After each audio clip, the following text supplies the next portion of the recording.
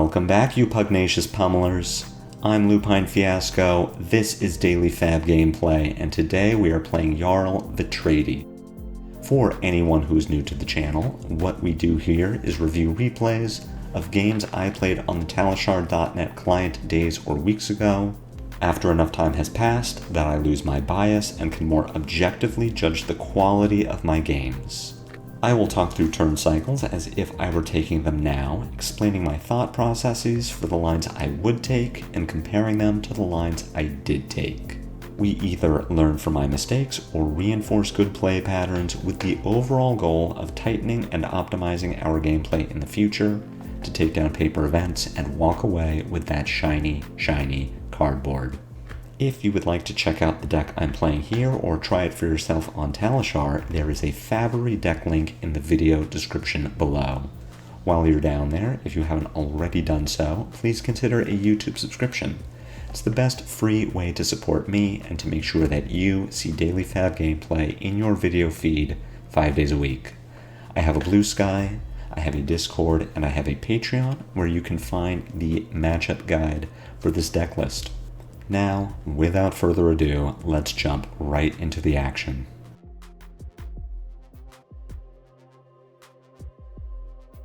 Hey, welcome back everyone. Today we've queued up against Uzuri, and right at the start I am using Sledge of Anvilheim instead of Summit in the Assassin matchup. It's something new that I'm experimenting with based on some feedback from Discord.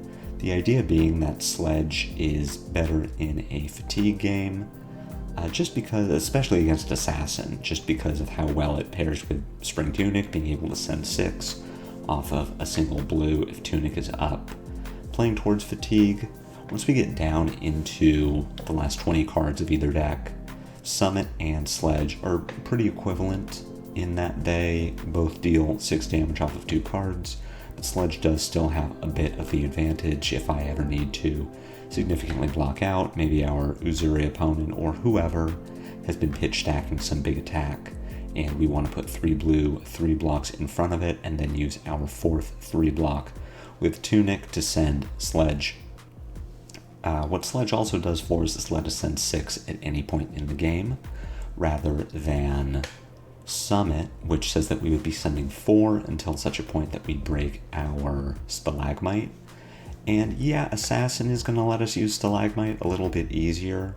Blocking a dagger makes it a lot harder for Uzuri or new Arachnid to follow up with maybe a Command and Conquer. You know, they no longer have that pitch blue dagger Tunic CNC or pitch blue Codex dagger CNC. But there are times against Assassin, maybe other heroes too, that using the Stalagmite and finding good ways to get value out of it can be difficult, and you just find yourself in a position where you're burning the value so that your Summit comes in for 6. Sledge says you don't have to worry about it. Sledge also pairs very well with channel like Frigid or Pummel or Icequake. So I'm using Sledge. Now we did win the die roll. We did choose to go second, and as you will see, our Uzuri is on Count Your Blessings, which we're going to find out pretty early in this game, which says that we just play a little bit more towards fatigue.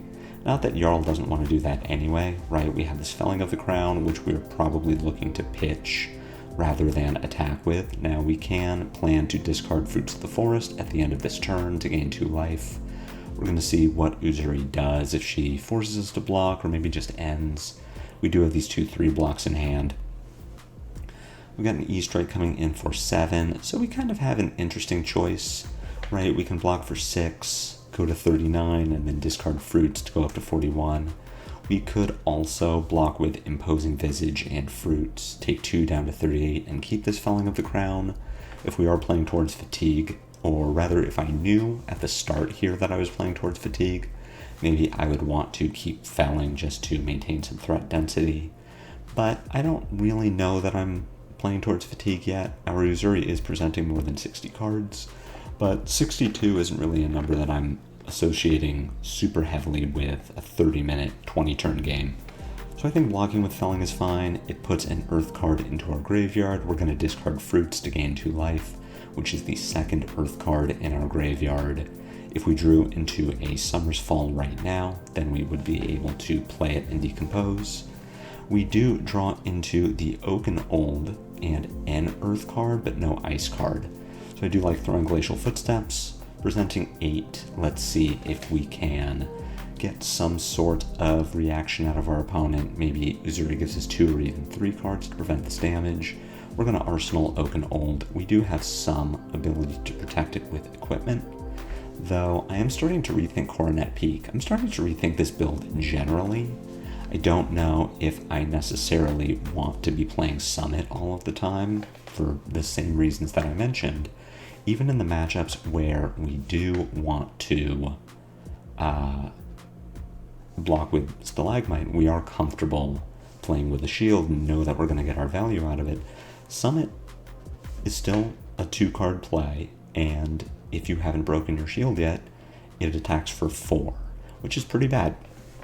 So I've been thinking maybe we want to get Titan's Fist into the build instead of Summit, and if we have Titan's Fist, that means we have a pitch outlet for a single blue to convert it into 3 or even 4 value, which means we don't need Coronet Peak, and if I took out Coronet Peak, I could run Crown of Providence, which would be extremely helpful in the Assassin matchup or against other Guardians.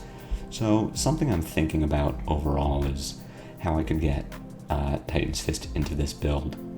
Now, as far as blocking this Leave No Witnesses, it is something I am heavily incentivized to do. I have an Oaken Old in my arsenal. I really want to play it, which I can do by playing exposed to the pitching Exposed to the Elements, then fusing with Polar Blast and Fruits of the Forest. Another interesting line I have available is to sit on this Oaken Old, play Exposed to the Elements here, pitching Imposing Visage, fusing with Polar Blast and Fruits of the Forest.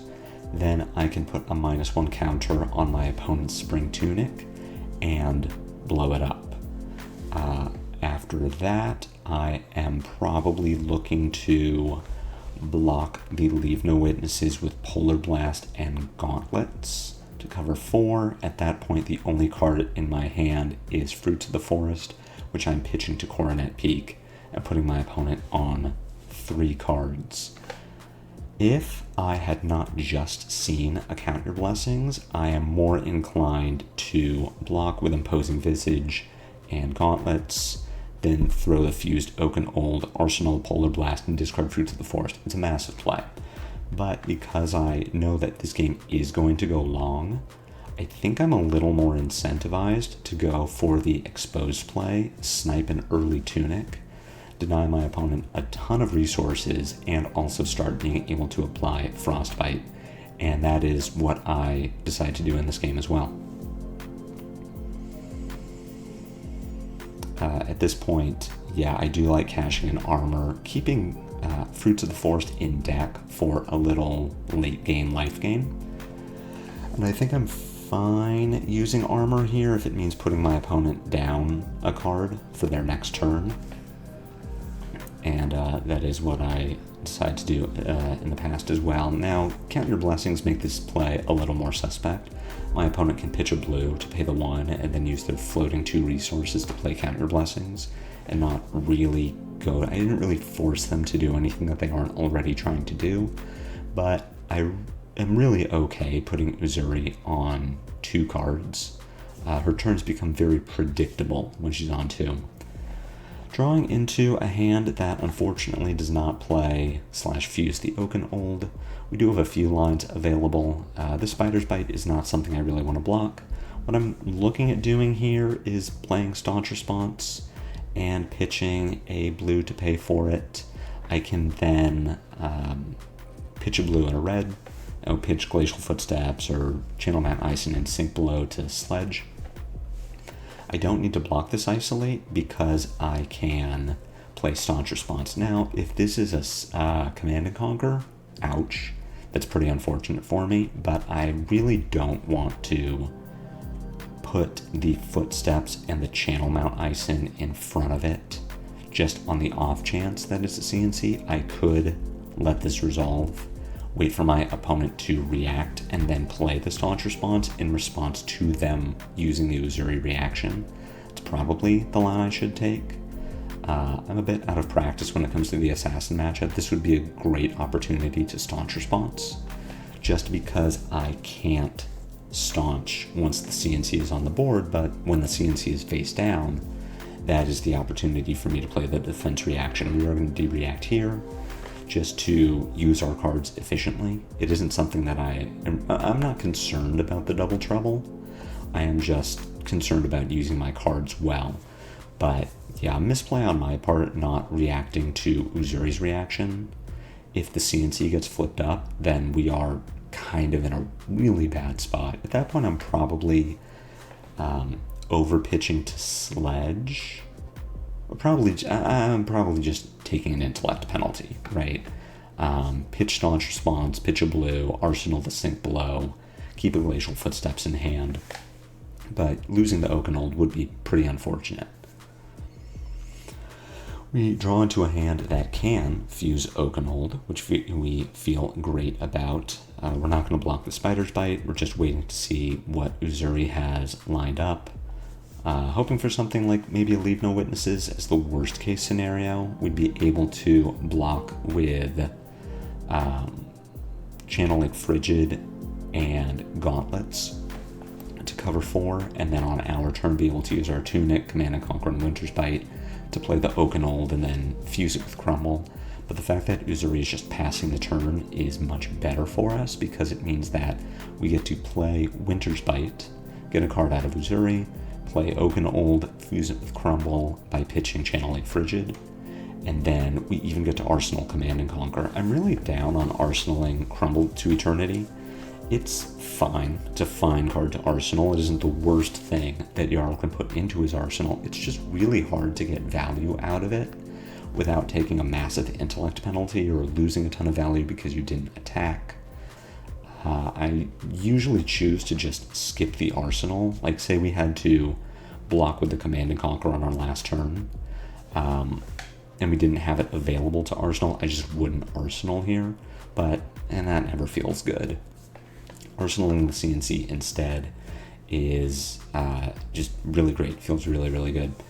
Our arsenal can be threatened.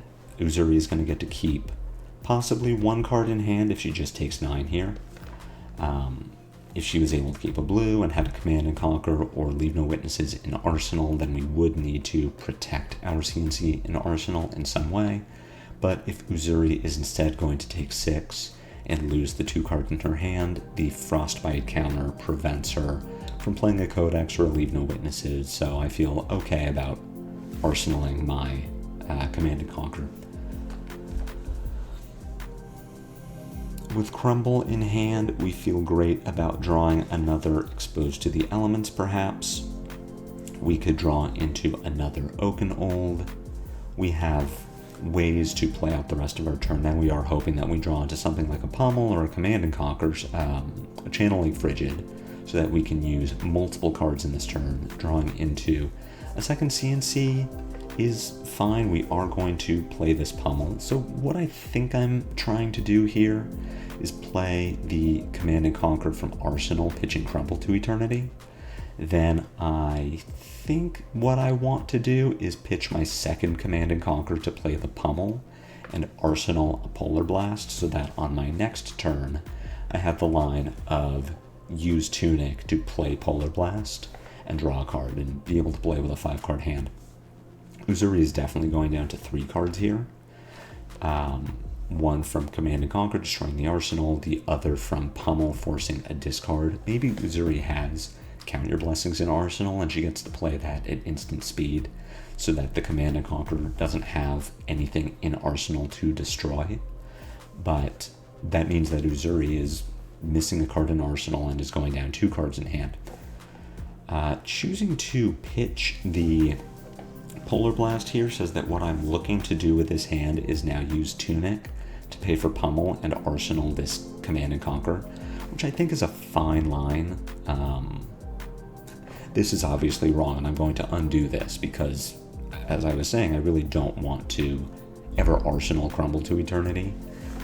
Definitely just autopiloted through this turn.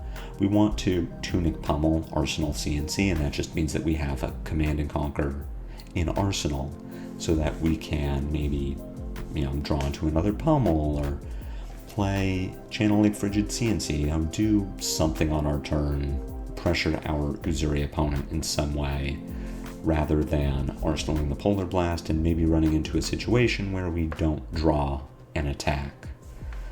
This is also fine. I think using the Tunic to pay for the pummel would be defensible.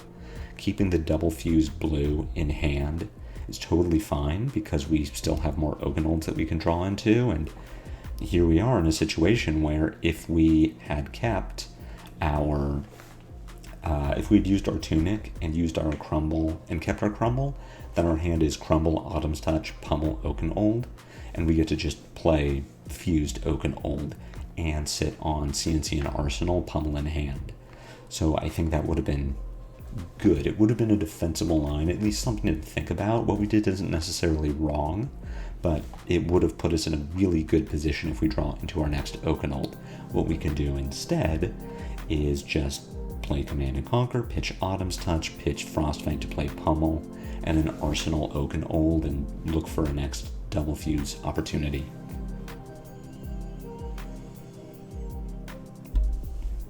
That is what I decide to do during this game as well. There's no way. I don't like this line. I think this line doesn't make sense. I don't see why I am choosing to Arsenal the Frostfang instead of the Oakenold. Maybe I'm just thinking that I want to get some value from my Jarl ability, giving Uzuri a Frostbite in response to this Frostfang, but I don't see why that is any better than just having the threat of Oakenold. We've got Uzuri on the back foot. I'm not super concerned about being able to protect my Oakenold in Arsenal. I mean, what we can do instead is just be the best Flesh and Blood player and draw a new Oakenold that we get to double fuse with our Crumble to Eternity. But at the same time, I do think that it would have been better to have another Oakenold in Arsenal, because then we would get to just do this again. We throw the second Oakenold and then we throw the third Oakenold. And what we're looking for instead is just a Pummel or a Winter's Bite or Channeling Frigid, something that lets us convert a larger hand. But ultimately, Frostfang is a lot less impactful than Oakenold. So I don't love the line. It's working out for us because we are just chaining disruption.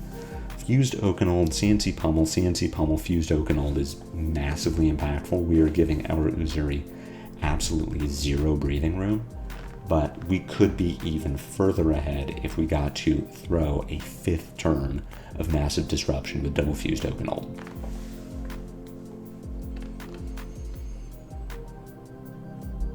Uzuri is going to get to play this Sink Below from Arsenal. Take 2 damage, bottom 2 cards from hand. Without knowing Uzuri's deck super well, I don't know why she wouldn't use Mask of Perdition and Black Deck Whisperers to protect this. I guess just thinking that she's going to play the Count Your Blessings and then only lose 1 card to the Oakenold makes it fine to hold on to the equipment that she has. What we draw into here is pretty good. We can play Channel Lake Frigid, pitch and Crumble to Eternity. We float a resource. We can then use our Tunic to pay for Frostfang, create a Frostbite, send 5 with Disruption, discard Fruits of the Forest to gain 2, and then Arsenal So Tomorrow. That lets us pitch a blue on our next turn, put an Oakenold back into our deck, and draw a new card.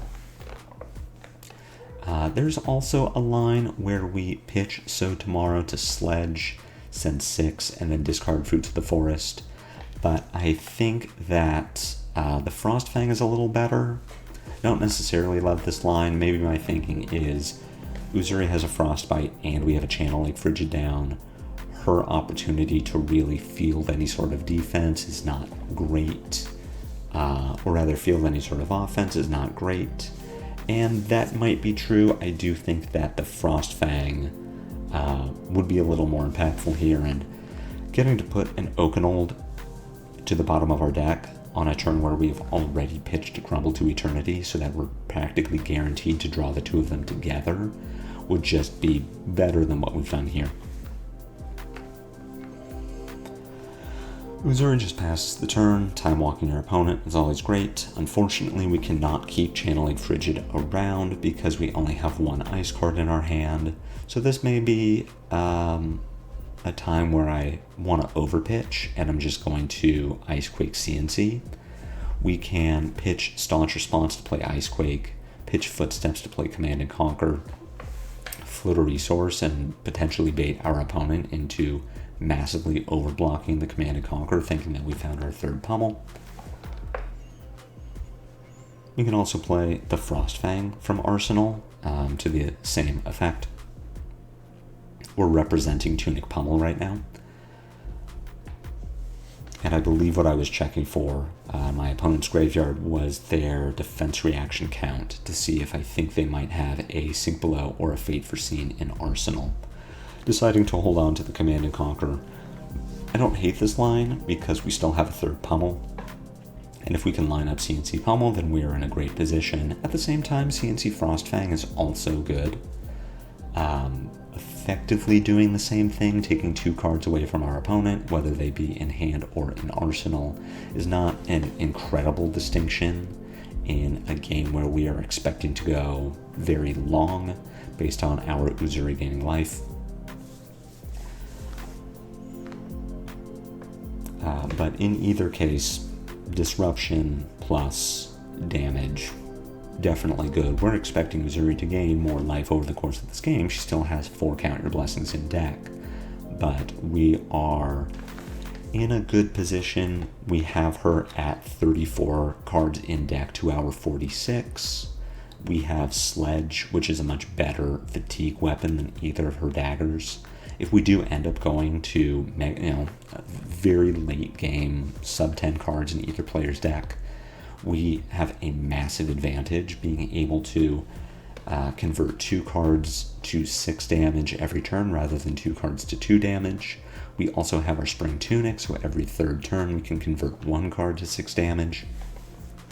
We're feeling very good about this game going long.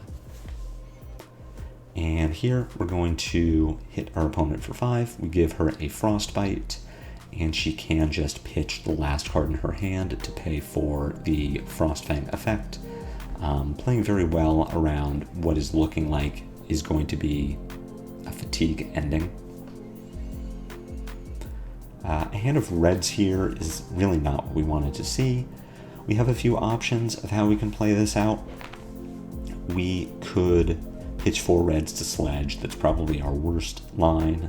We could we could pitch one of these reds to play Icequake, pitch the other 2 to play Command and Conquer. I don't like that line because Uzuri doesn't have an arsenal, and we burn 2 very good threats from our deck, Icequake and Command and Conquer, to really do nothing. It only represents 9 damage and some disruption. What I'd like to do instead is use Tunic to pay for Icequake, and then use Frostfang and Staunch Response to pay for Summer's Fall. That starts our Decompose train so that our next Felling of the Crown is online, attacking for 8. We do still generate a Frostbite from Jarl, and if this Summer's Fall hits, then we get to give Uzuri a second Frostbite. We're also, of course, just putting the onus on her. Yeah, she could take 9, go to 19. She has 3 Count Your Blessings in her deck. That represents a decent chunk of life gain, but if she takes the 9, then she cannot get back up to 40 life. And we're at 41. She has not been able to pressure us in any way because our disruption has lined up so well and chained together so well. So Uzuri taking 6 here, getting a second Frostbite. We are still sitting on that Command and Conquer, just waiting to draw into a third pummel. The hand we draw into instead is honestly pretty weak, but we do have things we can do with this hand. Probably at this point, considering that Uzuri has no arsenal, I think what I'm looking to do here is block the Looking for Scrap with Frozen to Death. At that point, I will play Channel Mount Ison, give Uzuri a Frostbite, then I can pitch Pulse of Isenloft and Crumble to Eternity to attack with Sledge. threaten 6 points of damage with Sledge. Uzuri has a Frostbite, and if the Frostbite remains to the start of Uzuri's next turn, either she doesn't have a defense reaction or she doesn't have a Count Your Blessings. To clear the Frostbite, she'll take 1 point of damage from Channel Mount Ison.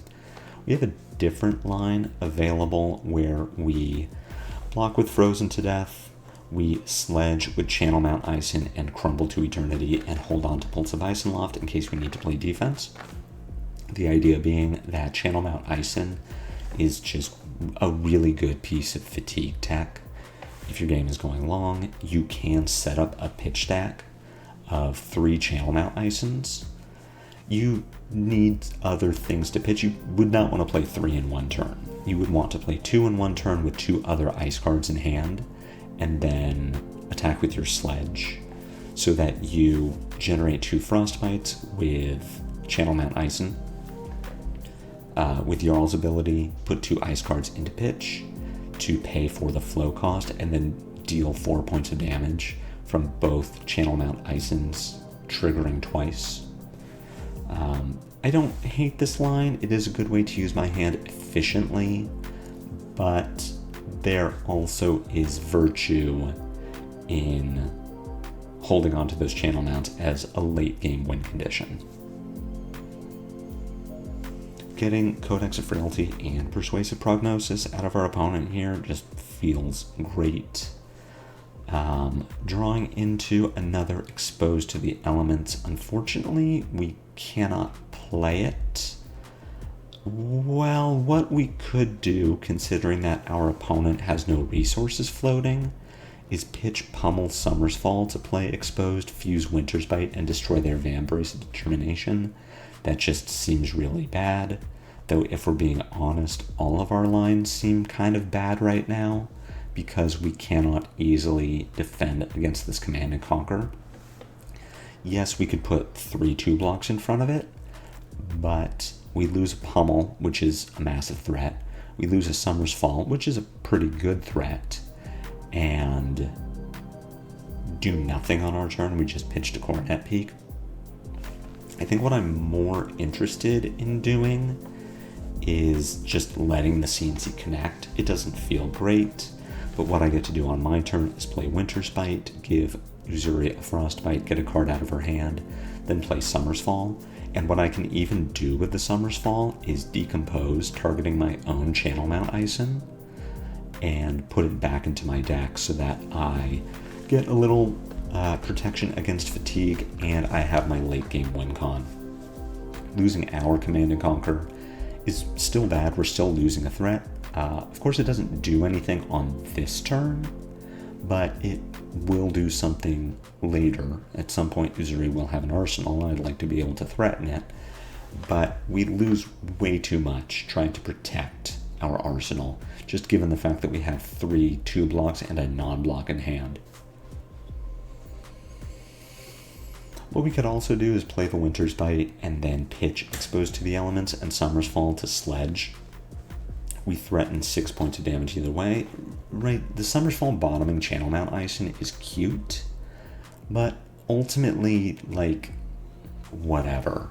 It isn't terribly significant compared to Sledge, and if we draw into Felling of the Crown, play it Decompose, draw into second Felling of the Crown, or rather the only Felling that we have left, we would not be able to decompose, and that feels pretty bad.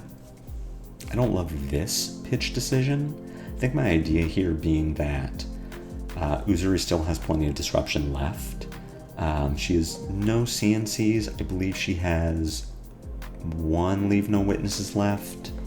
We've seen her pitch a Codex fairly recently, so she should still have 1. She could find a way to threaten our arsenal, and if we throw the Exposed to the Elements in there, then we have counterplay. If we draw into a blue to pay for it, an earth, and an ice card, then we are able to play it in double fuse. We can put a -1 counter on probably Black Tech Whisperers and then destroy it. Notably, our Uzuri really hasn't been generating silver, not super contract heavy, and not playing the Leave No Witnesses to make silver and really be able to buy back the black tax. So if we can snipe them with Exposed to the Elements, then it feels pretty reasonable that they are just gone. We do get to play and double fuse our Exposed. We just have to make our pitch deck pretty ugly by putting 2 red Glacial Footsteps next to each other. And it is absolutely likely that we will see that pitch deck again.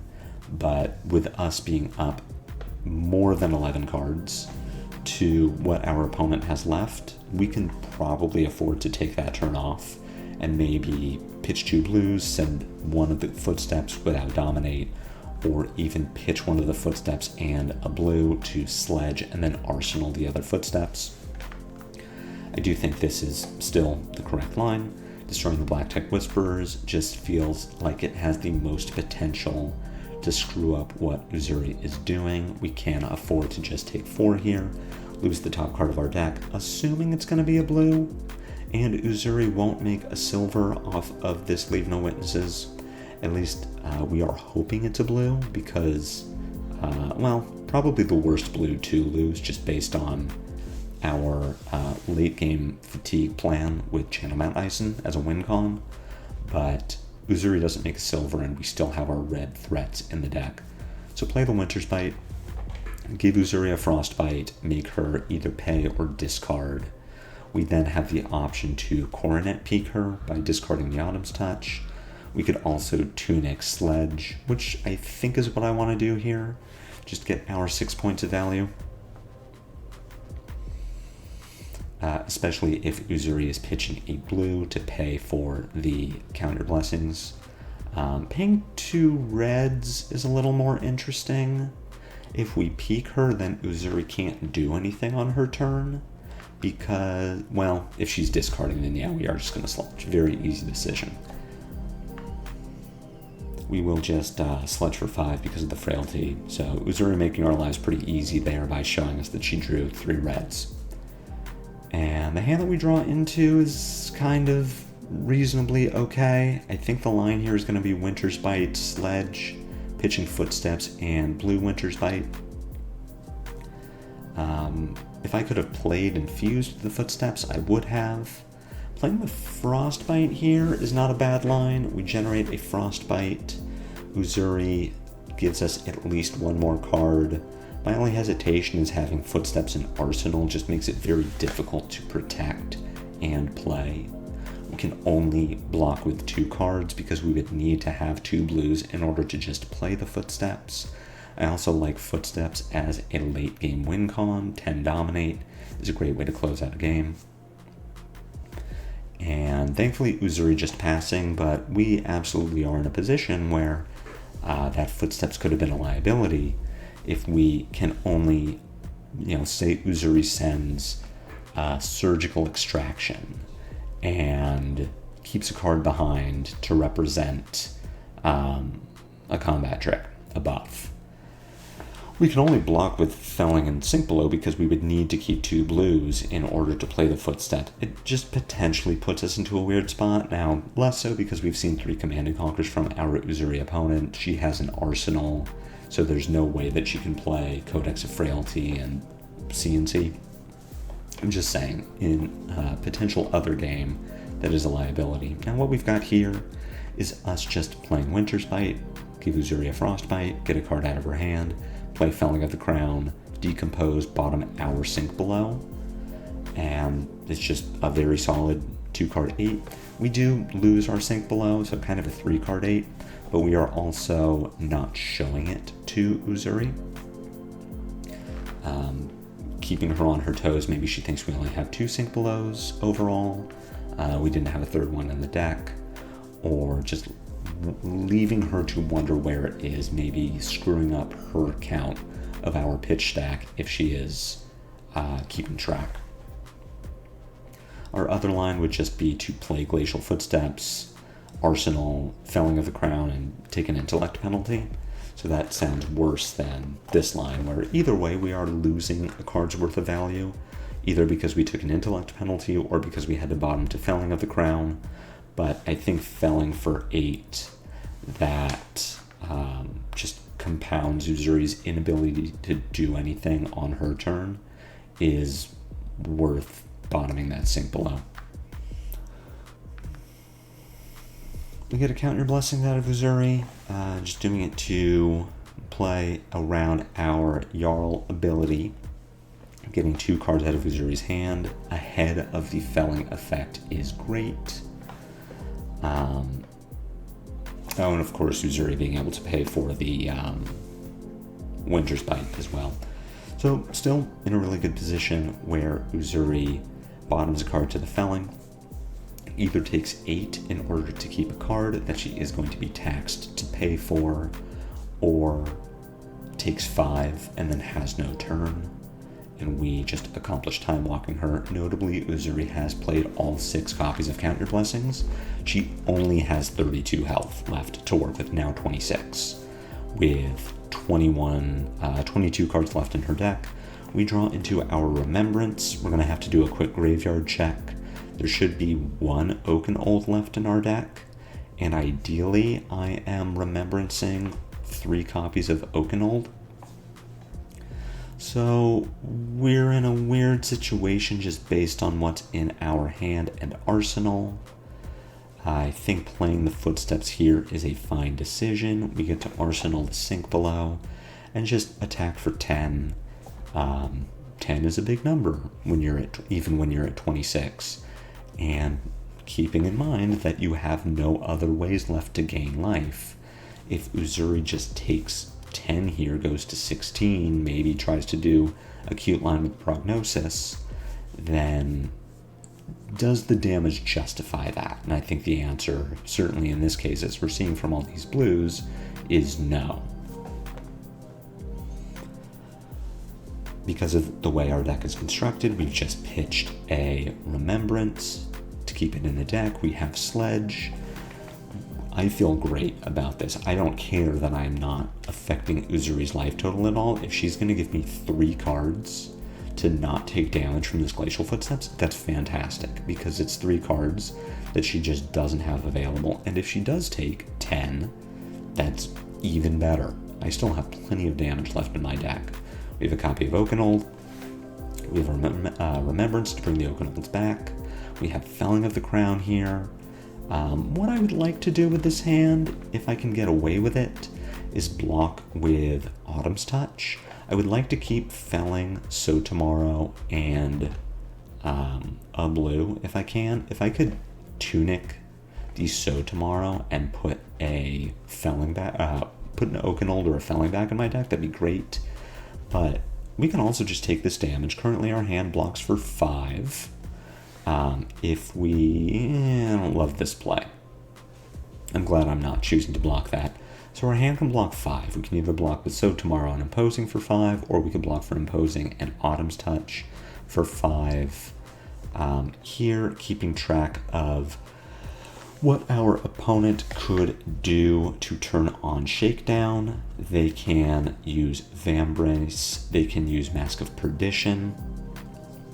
We are probably going to get affected by a blue here, so we can just block for 6 here, which I think is a fine line. Giving up the Coronet Peak is okay because we have Sledge. Our opponent reacts. If they react over the top of our blocks, then we can sink below. And if they don't, if they just pass the turn, then we get to Felling of the Crown and keep our sink below in arsenal. So I feel great about this. We're threatening half of Uzuri's life total. Uzuri needs to bottom a card to the felling effect first, and then has to decide how to play out the rest of her hand. We still have a sink below in arsenal, and our opponent has no Command and Conquers left. So there is no way for Uzuri to threaten this sink below in a way that we can't respond to. She would have to Codex, and if Uzuri is keeping 3 cards, then I'm assuming she isn't going to do that. We draw into a Glacial Footsteps that we can fuse to give it Dominate, though unfortunately we get hit with an Inertia, so probably looking to play this sink below if I can get away with it. Means that I feel like I should block this Isolate, putting the Imposing Visage in front of it, lets me still play a Sink Below if Uzuri has the Shakedown. I believe it could be a Leave No Witnesses. So maybe only putting 3 in front of the Isolate isn't the best call, but I think this is fine. I don't need to block the Gauntlets on the off chance that it's Leave No Witnesses. Instead, we're just representing +5 with Justinic and then another 5. So 11 damage overall. We're going to take 8 from this and lose the top 2 cards of our deck. We should Sink Below this just to play the Sink Below, get 4 damage, 4 value out of our sink. We don't need to sink anything from our hand. We can just throw 8 with Footsteps. The benefit of not attacking with the sink, or not using the Sink Below, is that inertia just puts it at the bottom of our deck. That said, I think it's better to get the value now than later. I just don't really see a point in waiting. I don't know what we're going to use the Sink Below for in what is that, 7 turns, that we wouldn't just get some value out of now. Uzuri going down to 4, and we draw into Oakenold with Crumble to Eternity, the Oakenold that we had pitched with Crumble earlier in the game. So we're interested in just taking as much damage as Uzuri is going to let us get away with. Codex of Bloodrot here says that we just put a card from our hand into our arsenal. We can keep track of what Uzuri has available. At this point, it should just be Leave No Witnesses as her way to affect our arsenal. And of course, we just have options, right? We can put Polar Blast into our arsenal and then not have to care about Leave No Witnesses. We can put Polar Blast into our arsenal, and if Uzuri just attacks with something, we probably don't even need to block it, but if we put the Oakenold into our arsenal and we get hit with Leave No Witnesses, we can block with Autumn's Touch and Gauntlets, and then pitch Polar Blast, Oakenold, fuse it with Crumble. But I think what I want to do is arsenal the Polar Blast, because we are insulated from Leave No Witnesses. We don't have to care if Leave No Witnesses takes our Polar Blast. And if we do get to keep this hand, then we just play Oakenold, pitch Autumn's Touch, fuse it with Crumble, and then we have a good card in Arsenal. We don't have to worry about IPing ourselves because we didn't arsenal the Crumble, or, Oakenold already has Dominate. So, we Tunic, Polar Blast, draw some other crummy blue that we don't want to arsenal. Now Oakenold just has double Dominate. That isn't relevant. So this line is great. We can even pitch our Crumble to pay for the Bloodrot if Uzuri isn't somehow, dead. Giving us a good game. We'll give it back. Overall, I like the way I played this game. At the same time, we fuse Oakenold, Command and Conquer Pummel, CNC Pummel, I think Frostfanged. We chained so much disruption together at the start of the game that it really just prevented Uzuri from doing Uzuri things. Now, that being said, as far as Count Your Blessings decks go, I think Uzuri is probably one of the worst ones into us because her late game is so much worse than ours. Double Dagger is fine when you're playing against an aggro deck or playing against something that doesn't have a good endgame with excess blues. But against Guardian, we have our Sledge. If we had Summit, that would be great too. It's just a 2-card 6 that does a thing. Other Count Your Blessings decks, much worse for Jarl. Count Your Blessings new, terrible, because her late game is just banishing our deck and then playing the blues that we have been banishing with Decompose. Bravo, terrible late game for us because he gets to 2-card 6 as well, but he's playing 3 copies of Remembrance to our 1, so we get to Oakenold 3 more times. He gets to Crippling Crush or Starstruck 9 more times. Definitely bad Count Your Blessings decks for Jarl. I think overall his Count Your Blessing matchup is not good, which is another reason that I would not bring Jarl to a Tier 2 event if I had to play one today. but Count Your Blessings Uzuri, pretty good for Jarl, and really demonstrating the power of that here, as we get to chain a bunch of disruption, keep Uzuri on the back foot, and then as she starts to reclaim some of that tempo, we just sledge. I hope you enjoyed this game. I hope you learned something. If so, be sure to pummel that like button. My comments are always open for any questions or feedback. If you haven't already done so, please consider a YouTube subscription. It's free. It helps me out a lot. I have a Discord. I have a Blue Sky. I have a Patreon. Links to those are in the video description below. By the time you're watching this, it is Christmas Eve here in the United States. I really appreciate you all being here with me. Hopefully you've been here for the entire year. If not, welcome, but Merry Christmas to you. Please enjoy the holiday. I hope Santa brings you everything you've ever wanted.